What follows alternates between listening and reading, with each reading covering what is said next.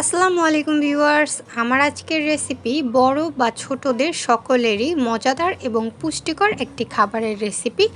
আর সেটা হচ্ছে peanut butter recipe. বাজার থেকে আমরা যে পিনাট বাটারটা খুব চড়া দামে কিনে থাকি, সেটাই কিন্তু ঘরে খুবই অল্প টাকার মধ্যে তৈরি করে ফেলা যায়, আর সেটা কিন্তু হয় খুবই স্বাস্থ্যকর।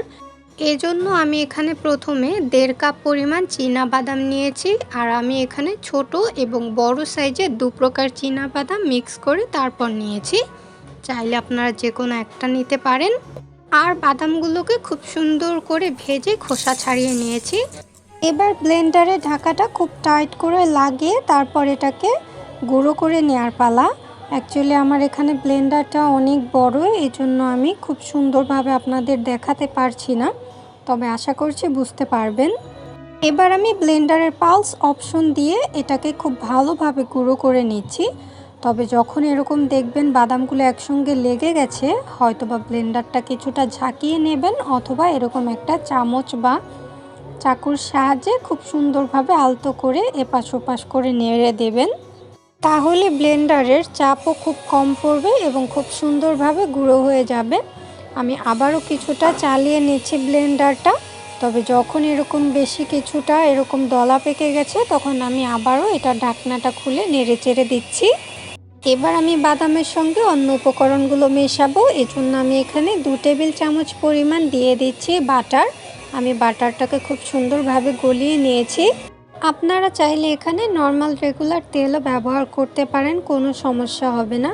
এরপর আমি দিয়ে দিচ্ছি 3 চা চামচ পরিমাণ চিনি।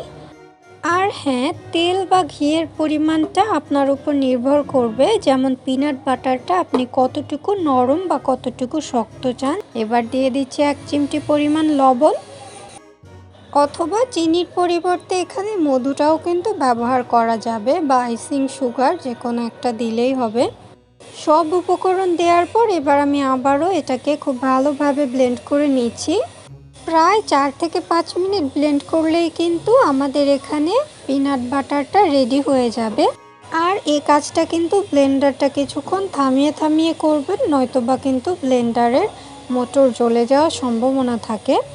তো আমি এখানে ব্লেন্ডারটা থেকে জারটা খুলে নিয়েছি, আর আপনাদের দেখিয়ে দিচ্ছি এটা কতটা সুন্দর মসৃণ একটা বাটার তৈরি হয়ে গেছে আমাদের। আর উপরে যেগুলো দেখতে পাচ্ছেন, এগুলো কিন্তু কোনো রকম দলা না, এগুলো সম্পূর্ণ বাবলস ছিল।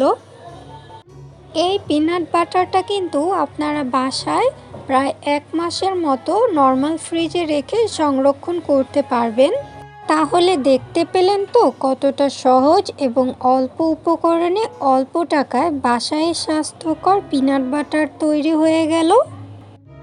আর হ্যাঁ, চাইলে কিন্তু আপনারা আমার ফেসবুক পেজেও যোগ দিতে পারেন, লিংক আমি ডেসক্রিপশন বক্সে দিয়ে দেব।